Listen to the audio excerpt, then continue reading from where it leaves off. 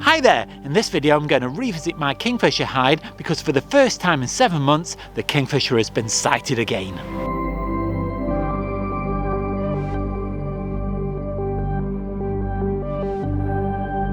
If you're familiar with the channel, you'll be aware that I've got a Kingfisher hide at a neighbour's pond very local to where I live, and I spent a long time there and did a few videos from the Kingfisher hide last year, but unfortunately about 7 months ago some effluent got into the stream that runs alongside the pond and the Kingfisher disappeared.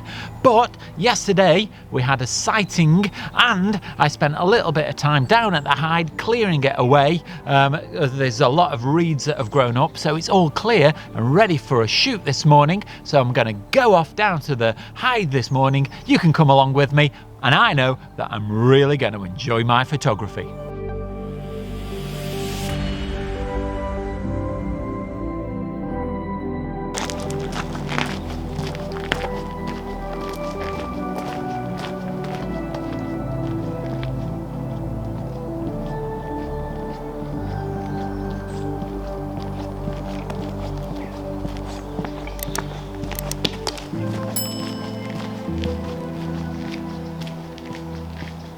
I've arrived down at the hide. It's only about a 5-minute walk away from where I live. I'm really lucky to have this pond and the hide very close to where I live. If you've not seen any of my previous Kingfisher videos, then you won't have seen me build this and improve it over the course of several months. Go and check those out.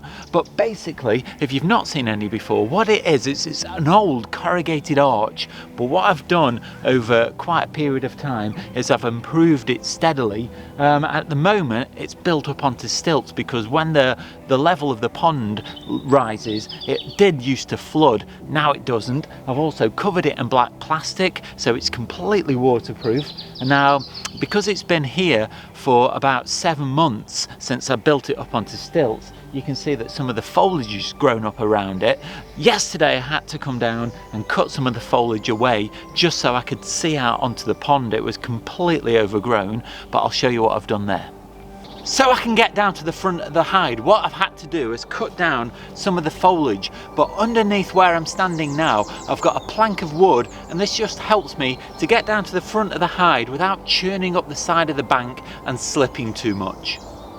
Yesterday when I came to set up the hide, the front was completely overgrown with reeds, and you can see out to the side here that these reeds here were grown up very high. So what I did is I just knocked them flat so I could see out from the hide over the pond. And I've also put another little twig just in there as an extra perch, just in case the Kingfisher lands on that as well. To keep the hide waterproof, I've put a big sheet of black plastic over the front of it. It's weighed down with a piece of wood, and I just tie it down with a few bits of string at either end to stop it flapping about in the wind. So when I get down here, all I have to do is untie these bits of string, lift the plastic out of the way, and it reveals the front of the hide. So the front of the hide has camouflage netting on it with a few holes poked in, so I can put the camera lens through. I can see the perches and all across the pond. Just behind me here is a perch that I put in yesterday. It's covered in moss, so it should make for a really attractive perch. And if you're wondering how I'm managing to almost walk on water, what I've did way back about this time last year, about 12 months ago now, is underneath here there's a big sheet of metal that acts like a bridge so I can get out to access this perch. And because it's now covered in mud, it's completely disguised, but I know that I've got a really firm footing, so I'm not going to sink into the bottom of the pond. Just here on this bank on the side of the pond, I've stuck some twigs along the shoreline just so it's got some additional perches for the Kingfisher to land on. And now the grasses have grown up from last year when I stuck the twigs in. They've completely blended in and look very natural. Since I've improved the hide, it's really comfortable in here. I've got a chair now, the deck is flat, and then lower down, just to give a little bit more privacy, there's some black plastic. It also keeps the rain out. With all of the plastic that I've put on the outside, the whole thing is waterproof. When I came back down after 7 months of not being in here at all, it was completely bone dry, and as I left it, so it really has worked well.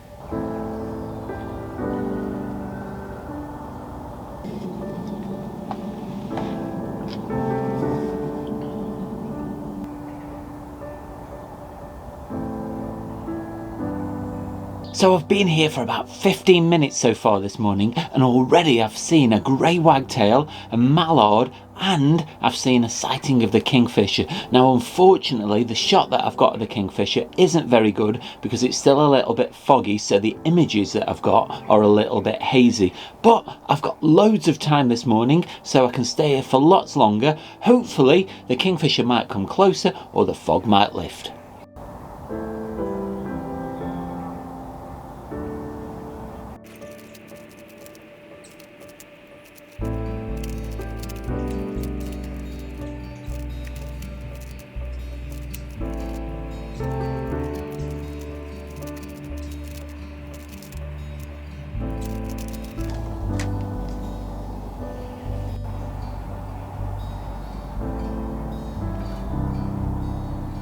I just got really excited because I saw a flash of orange over in the distance. Now when you're sitting in a hide, you become hypersensitive to any kind of movement, even if it's just a leaf. But when I actually looked a little bit closer, it wasn't the kingfisher, it was a robin. But I did manage to get a shot of it anyway.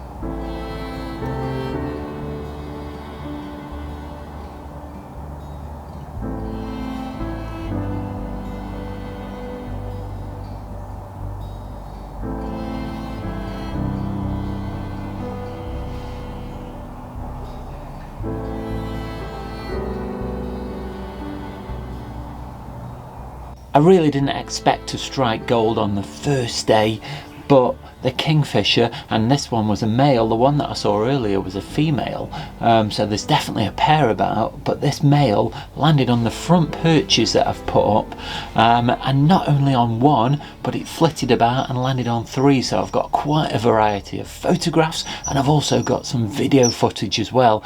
And the grey wagtail, I'm sure you can hear in the background, is still about. I've got some really good shots of the grey wagtail as well, and so the kingfisher's there again.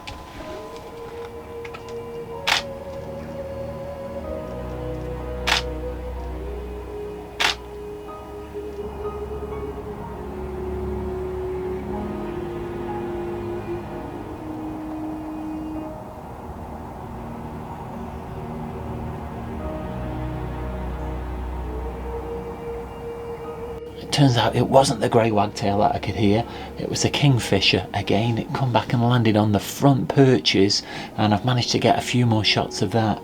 So it's so keen, and it's really getting used to these new perches. I'm really happy.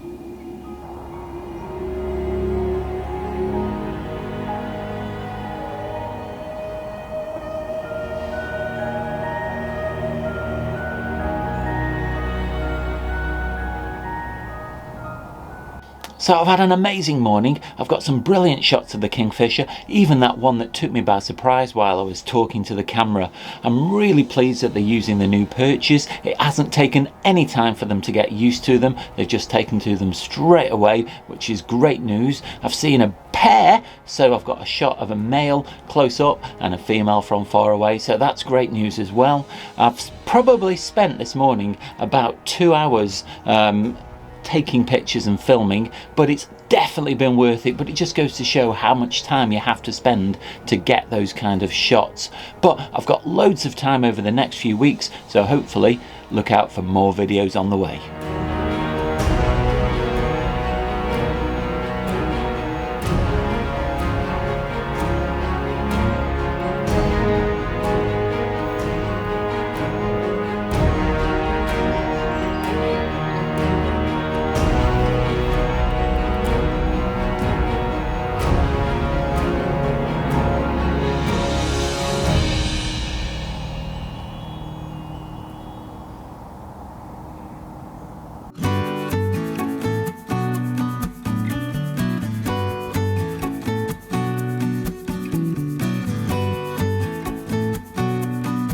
So I never expected to get such great shots on my first attempt. I thought it would take 3 or 4 visits down to the hide to get such great quality images, but not only did I get some lovely pictures of the kingfisher, I also got some nice shots of a grey wagtail and some other birds. Now this morning when I started it was really foggy and I thought that I wouldn't get anything useful, but the fog lifted and I got some great shots and had a really amazing morning. Well, I've really enjoyed making that video this morning. Seeing that kingfisher was amazing. If you've enjoyed it, let me know down below in the comments, or nip over to my Instagram account, that's @Oakden and you can leave me your comments there. Now, if you like what I do on the channel, you can also support me by visiting my Teespring store where I've got a range of merchandise on offer. But you don't have to spend any money to support the channel. All you need to do is click like, subscribe and the bell notifications, and you can subscribe simply by just clicking over here on my face. Go and check out this video up here. Watch out for next week's video. That goes live at 4 o'clock on Sunday. But all that's left now is to say, stay safe, and I'll see you soon.